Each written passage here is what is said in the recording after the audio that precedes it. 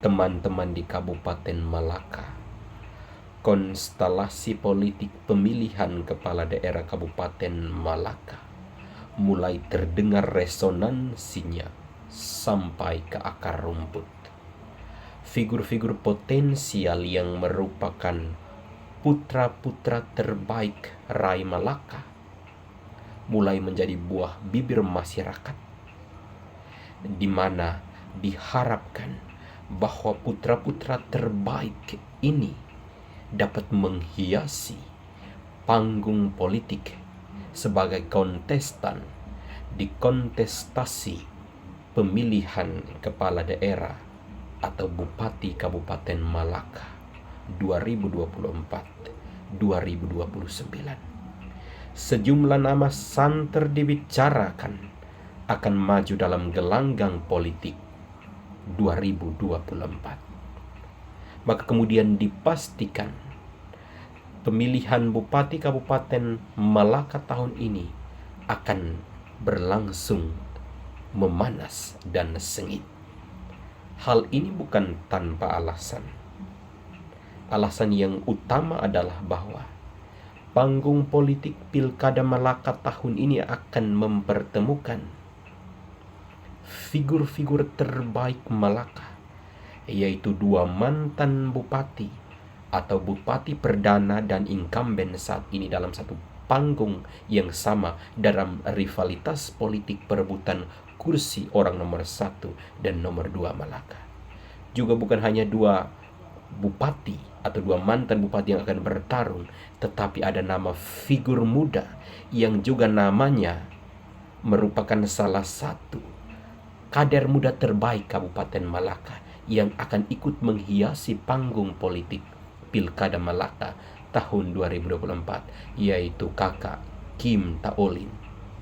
Siapa tidak kenal dengan kakak Kim Taolin? Beliau merupakan ketua DPC Partai PKB Kabupaten Malaka, juga merupakan wakil bupati Kabupaten Malaka bersama Bapak Simon Nahak sebagai bupatinya. Tentu seperti yang tadi saya katakan, jika tiga figur ini berada dalam satu panggung politik yang sama di dalam rivalitas pemilihan kepala daerah Kabupaten Malaka, sudah tentu akan berlangsung sengit. Karena apa? Jika ketiga orang ini bertemu dalam satu panggung yang sama, bukanlah janji yang ditebar, tetapi rekam jejak dan kinerja dan apa yang sudah dan pernah ditorekan untuk tanah Rai Malaka tercinta, yang akan menjadi senjata utama untuk kemudian meyakinkan masyarakat untuk mendapatkan amanah menjadi bupati di tahun 2024-2029. Ketiga tokoh ini merupakan figur terbaik di Kabupaten Malaka. Tentu semua memiliki kekuatan dan kelemahan, tergantung bagaimana masyarakat, paradigma masyarakat terhadap ketiga figur ini. Lalu apa yang kemudian menjadi kekuatan ketiga figur ini, yaitu SBS, SN, dan Kim Taolin atau Stefanus Briaseran, Simon Nahak, dan Kim Taolin? Mari kita bahas. Yang pertama, mari kita memulai dari sosok Bupati Perdana Kabupaten Malaka, Bapak Stefanus Briaseran atau pria yang biasa disapa SBS. Siapa yang tidak kenal dengan SBS? Namanya begitu masyhur dibicarakan di Kabupaten Malaka karena beliau merupakan Bupati Perdana Kabupaten Malaka. Pada periode kepemimpinan SBS, standar pelayanan kesehatan masyarakat benar-benar mendapatkan perhatian. Masyarakat cukup menunjukkan KTP saja untuk dapat pelayanan dasar hingga pelayanan rujukan.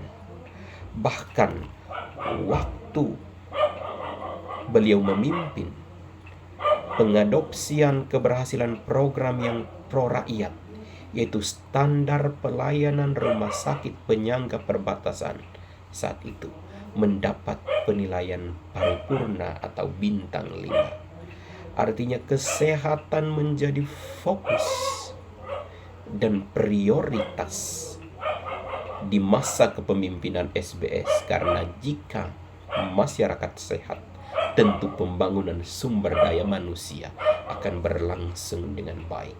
Selain kesehatan, pertanian juga merupakan satu program prioritas SBS yang sampai dengan saat ini masih dirindukan oleh masyarakat Melaka, di mana saat kepemimpinan beliau balik tanah gratis untuk masyarakat berdampak pada meningkatnya produksi padi, jagung, dan kacang, serta komoditas lainnya, yang kemudian konsep ini dijalankan berawal dari adanya kondisi faktual bahwa masyarakat memiliki modal tanah atau lahan tetapi tidak punya uang, maka pemerintah memiliki kewajiban dan tanggung jawab moral untuk hadir dan membantu. Sosok SBS merupakan sosok pemimpin yang kemudian dirindukan oleh masyarakat Melaka untuk kembali memimpin Melaka dengan program-program prioritas dan program-program unggulan yang pernah beliau letakkan dan canangkan. Namun tentu setiap pemimpin, paradigma masyarakat tentu berbeda di dalam melihat sosok seorang pemimpin. Namun seorang pemimpin adalah dia yang membuat sejarah. Maka konsistensi di dalam menerapkan sebuah nilai dan sebuah kemampuan di dalam mengelola daerah itu menjadi kunci, sehingga SBS menjadi salah satu figur yang dirindukan. Dan di tahun 2024 SBS sudah memantapkan langkah untuk kembali ikut dalam kontestasi politik pemilihan Bupati Kabupaten Malaka. Beliau sudah mendaftarkan diri di Partai PDI Perjuangan Kabupaten Malaka, Partai Amanat Nasional Kabupaten Malaka, dan sudah pasti beliau mendapatkan rekomendasi dari Partai Golkar Kabupaten Malaka. Poros SBS merupakan poros dengan kekuatan besar di dalam konstelasi politik pemilihan kepala daerah Malaka 2024, karena pendukung SBS sampai saat ini masih sangat solid untuk kemudian ikut bertarung dalam perebutan kursi orang nomor 1 Kabupaten Malaka. Sosok yang kedua adalah sang incumbent, Bapak Simon Nahak. Bapak Simon Nahak merupakan Bupati incumbent saat ini, dan masa kepemimpinan beliau Malaka mendapatkan banyak penghargaan baik di tingkat provinsi maupun nasional. Artinya bahwa di era kepemimpinan Bapak Simon Nahak dengan programnya, yaitu program akronim SAKTI, Malaka benar-benar diakui secara nasional tentang tata kelola pemerintahan Kabupaten Malaka. Program prioritas pembangunan infrastruktur dan juga sumber daya manusia lewat pendidikan dan kesehatan merupakan salah satu program prioritas dari internalisasi program Sakti yang dicanangkan di dalam visi misi Bapak Simon Nahak. Sehingga kemudian di tahun 2024 ini banyak masyarakat yang masih menginginkan sosok Bapak Simon Nahak untuk memimpin Malaka satu periode lagi, karena pembangunan infrastruktur di tangan Bapak Simon Nahak mempunyai dan memiliki kemajuan besar, karena pembangunan infrastruktur adalah salah satu yang kemudian mewajahkan Kabupaten Malaka itu sendiri. Tentu bukan hanya pembangunan infrastruktur, layanan pendidikan dasar, menengah, dan pendidikan atas dan lanjutan juga menjadi program prioritas, dan juga kesehatan. Sehingga tidak mengherankan jika keberhasilan program Sakti ini mendapatkan banyak penghargaan bertaraf nasional dan regional. Sehingga menurut saya, Simon Nahak masih memiliki kekuatan, dan poros Simon Nahak juga masih menjadi salah satu poros terkuat untuk kembali merebut kursi Bupati Kabupaten Malaka, mengulangi kesuksesan beliau ketika bertanding dengan sang petahana waktu itu, yaitu Bapak Stefanus Priaseran. Namun seperti yang saya katakan tadi, setiap pemimpin tentu masyarakat memandangnya dari sudut pandang yang berbeda. Namun konsistensi seorang pemimpin di dalam melayani dan mengayomi adalah nilai terbesar yang kemudian akan menjadi modal utama untuk apakah kemudian akan dipercayakan kembali oleh masyarakat atau tidak. Kembali masyarakat yang menilai siapa yang layak untuk Malaka 2024. Poros yang ketiga menurut saya akan datang dari sang politisi muda. Dengan kesederhanaan beliau begitu bersahaja di mata masyarakat Kabupaten Malaka. Dia adalah Kakak Kim Taoling. Kepemimpinan efektif adalah pemimpin yang memiliki sikap rendah hati dan tidak pernah sombong dengan setiap prestasi dan pencapaian yang telah didapatkan. Pasalnya, kerendahan hati merupakan salah satu faktor yang meningkatkan perkembangan pola pikir seseorang. Karakter ini juga dibutuhkan untuk mampu belajar dan beradaptasi dengan perubahan.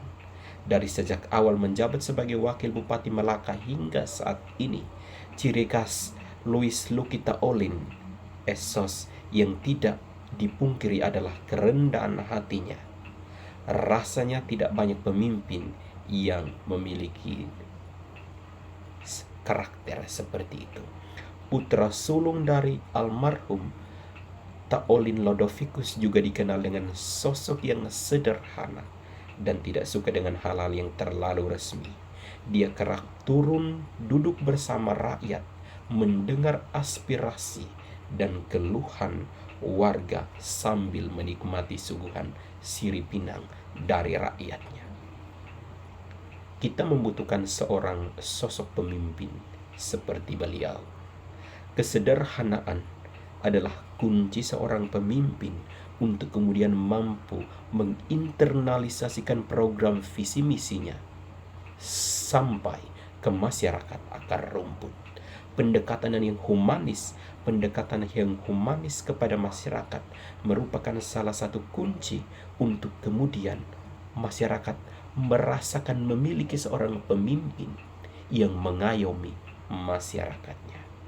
Sosok Kim Taolin yaitu merupakan Ketua DPC PKB Kabupaten Malaka dan juga sudah mendaftarkan diri di beberapa parpol di Kabupaten Malaka.